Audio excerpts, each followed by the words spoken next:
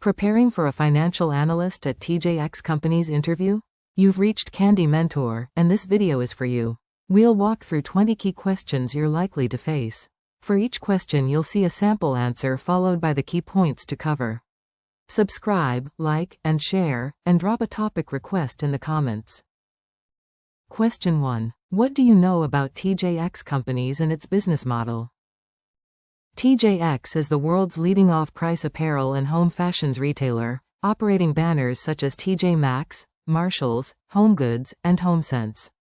Its model relies on opportunistic purchasing from vendors, cancellations, and excess inventory, then selling branded products at attractive discounts. That creates value for customers while supporting strong inventory turns and limited fashion risk. I would also highlight its flexible buying organization and international presence, because both influence forecasting, margins, and performance analysis. While answering, explain TJX's off-price retail model, buying flexibility, treasure hunt shopping experience, major banners, geographic footprint, and how branded merchandise is sold below traditional department store prices. Question 2. Why do you want to work as a financial analyst at TJX? I am attracted to TJX because finance is closely connected to visible operating decisions, including inventory buys, store productivity, markdowns, and labor planning. The off-price model also creates interesting analytical questions because availability, timing, and assortment matter as much as price. I would enjoy turning financial data into recommendations that merchants and operators can use. TJX's scale, differentiated model, and history of disciplined growth make it an especially strong environment for developing practical FP&A judgment. Make sure to connect your analytical skills to retail decision-making, TJX's differentiated business model, exposure to merchandising and operations, culture of disciplined growth, and specific reasons the role fits your development goals. Question 3. How would you analyze TJX's quarterly revenue performance? I would bridge revenue from the prior period into comparable store sales, new store contribution, e-commerce, foreign exchange, and calendar effects. For comparable sales, I would examine traffic, conversion, average basket, and regional or banner level trends. I would compare actual results with budget, prior year, and management guidance, then investigate whether changes reflect customer demand, inventory availability, or timing. Finally, I would connect the revenue explanation to gross margin, expenses, and earnings, rather than analyzing sales in isolation. In your answer, discuss comparable sales, store openings, square footage, traffic, basket size, e-commerce, currency, geography, and calendar effects, separating reported growth from underlying operating performance.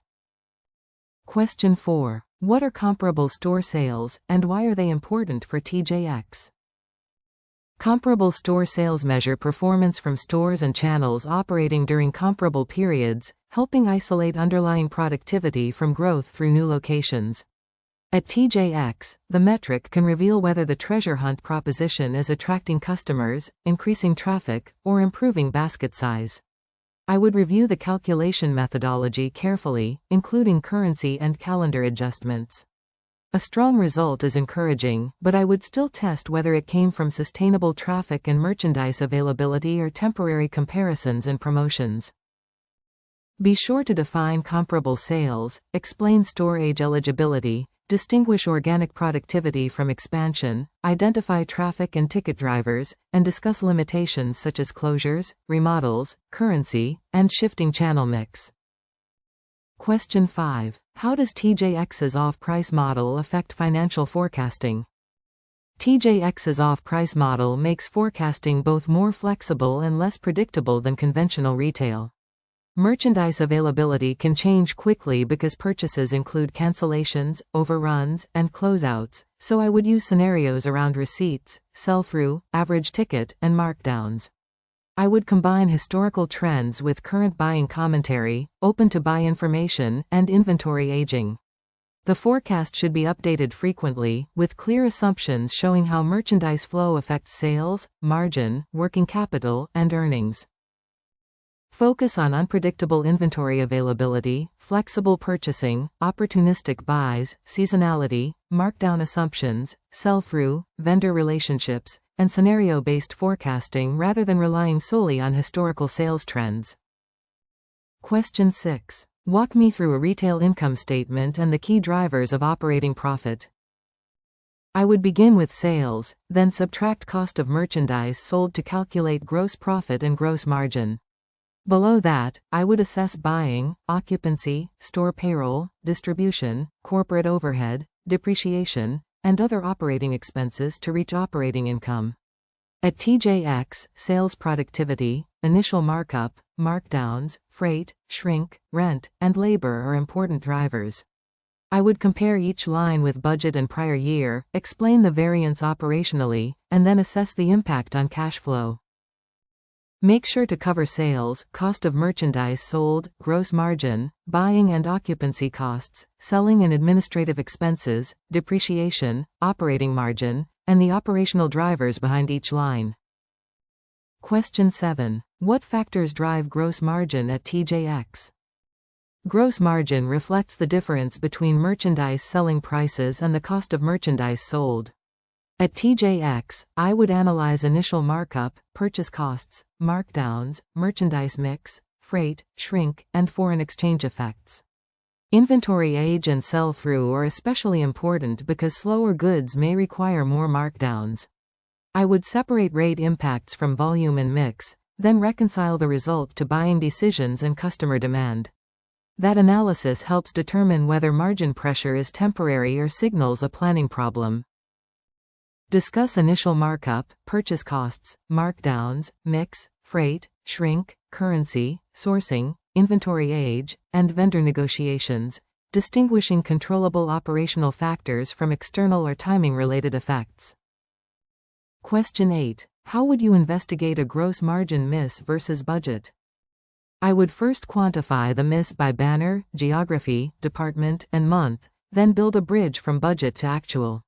I would test initial markup, purchase cost, markdown rate, mix, freight, shrink, and currency. Next, I would compare inventory age and sell-through with expectations to identify whether clearance activity caused the variance. I would validate the explanation with merchandising and operations partners, distinguish timing from structural issues, and update the forecast with a documented corrective action. In your answer, describe a structured variance bridge covering sales mix, initial markup, markdowns, freight, shrink, currency, inventory aging, timing, and discussions with merchandising or operations teams. Question 9. How would you evaluate inventory performance at TJX? I would evaluate inventory against sales growth, weeks of supply, turnover, sell-through, aging, and markdown exposure. A healthy result requires enough merchandise to support traffic without creating excessive clearance risk. I would review performance by banner, category, location, and season because averages can hide problems. I would also compare receipts and inventory dollars with planned demand, investigate aged goods, and assess whether lower inventory reflects better discipline or lost sales from insufficient availability. Be sure to mention inventory growth versus sales, weeks of supply, turnover, sell-through, aging, markdown exposure, in-stock levels, category differences, and the trade-off between availability and excess inventory. Question 10. What is working capital, and how would you analyze it for TJX? Working capital measures operating funds tied up in items such as inventory, receivables, payables, and accrued liabilities. For TJX, inventory is usually the largest analytical focus, while supplier terms and accrued expenses affect cash timing. I would monitor inventory turns, days or weeks of supply, payables, and seasonal cash patterns, then reconcile operating working capital changes to cash flow. The goal is not simply minimizing inventory, it is supporting sales while avoiding excess goods and markdowns. Explain receivables, inventory, payables, operating liabilities, cash conversion, supplier terms, inventory turns, seasonality, and why retailers may have different working capital profiles from other businesses. Question 11. How would you build a forecast for a TJX business segment? I would start with historical results and establish a driver-based model rather than applying a single growth rate. Revenue would reflect comparable sales, square footage growth, store openings, channel mix, and currency. I would forecast margin using markup, markdown, freight, and mix assumptions, then model store labor, occupancy, distribution, and corporate expenses separately. I would incorporate seasonality and management guidance, create upside and downside cases, and review the forecast with business partners before finalizing recommendations. Focus on model structure, historical actuals, comparable sales, store growth, margin assumptions, labor, occupancy, corporate costs, seasonality, management guidance, scenarios, and transparent assumptions. Question 12. How would you explain a forecast variance to a non-finance manager? I would avoid leading with accounting terminology and start with the business outcome. For example, I might say sales were below plan because customer traffic softened, while margin held due to favorable merchandise costs. I would quantify the impact, separate controllable from external factors, and explain what it means for the full-year outlook. Then I would recommend an action, such as revising receipts or labor plans, and confirm the manager agrees with the underlying facts and next steps. Make sure to emphasize plain language, a concise financial bridge, operational causes, materiality, business implications, recommended actions, and confirmation that the listener understands the message. Question 13. What financial metrics would you monitor for a TJX store or banner? I would monitor comparable sales, traffic, conversion, average transaction value, sales per square foot, gross margin, inventory turns, shrink, labor productivity, occupancy, and operating margin. I would also track store openings, e-commerce performance, and cash contribution where relevant. The most useful view combines leading indicators, such as traffic and inventory availability, with lagging outcomes, such as profit.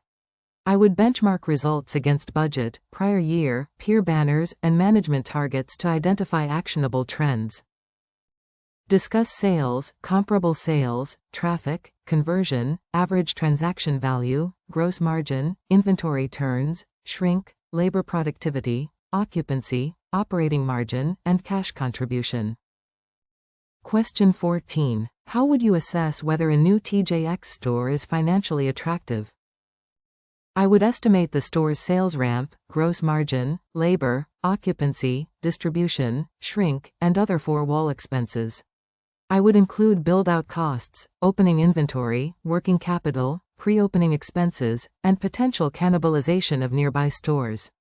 Then I would calculate contribution profit, payback period, and return on invested capital across a multi-year horizon.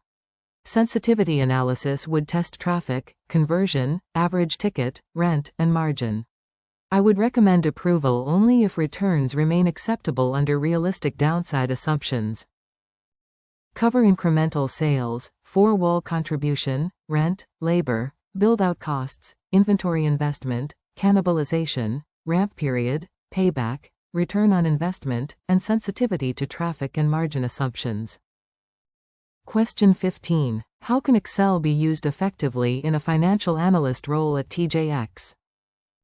I use Excel to organize data, build driver-based forecasts, reconcile actuals, and communicate trends. Pivot tables help analyze sales, inventory, and expenses by banner, region, or category, while formulas such as XLOOKUP, SUMIFs, and structured references support repeatable reporting. I add error checks, clear assumptions, scenario switches, and concise charts. Most importantly, I keep the model auditable and separate inputs from calculations, so another analyst can understand and challenge the output.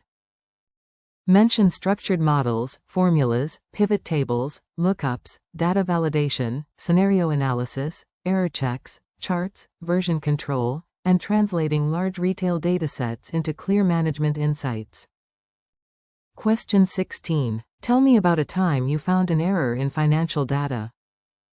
In a prior reporting project, I noticed a regional expense total did not reconcile to the general ledger. I traced the variance through the source file and found that one location had been excluded from a mapping table. I corrected the mapping, reran the report, and confirmed the result with accounting before distribution. I also added a completeness check comparing location counts and totals between systems. That experience reinforced the value of reconciling both numbers and underlying populations. In your answer, use a clear situation action result structure, explain the control or reconciliation performed, quantify the impact if possible, communicate professionally, and describe the prevention step added afterward. Question 17. Describe a time you managed multiple deadlines. During a busy reporting period, I had a monthly forecast due while supporting an urgent management analysis. I clarified each deliverable's decision deadline, completed the time-sensitive data pull first, and blocked focused time for the forecast. I communicated a realistic schedule and flagged one assumption requiring manager input. Both deliverables were submitted on time, and I retained a review checklist for accuracy. The key lesson was prioritizing by business impact while keeping stakeholders informed before deadlines became risks. Be sure to explain prioritization, stakeholder communication, task sequencing, quality controls, escalation of conflicts, and the measurable outcome, without suggesting that speed came at the expense of accuracy. Question 18. How would you handle a disagreement with a merchandising or operations partner about a forecast? I would first understand the partner's operational perspective and confirm that we are using the same definitions, period, and data. Then I would separate historical facts from assumptions and show the forecast drivers transparently. If disagreement remained, I would run sensitivity cases and identify what evidence would change either view, such as traffic or sell-through trends.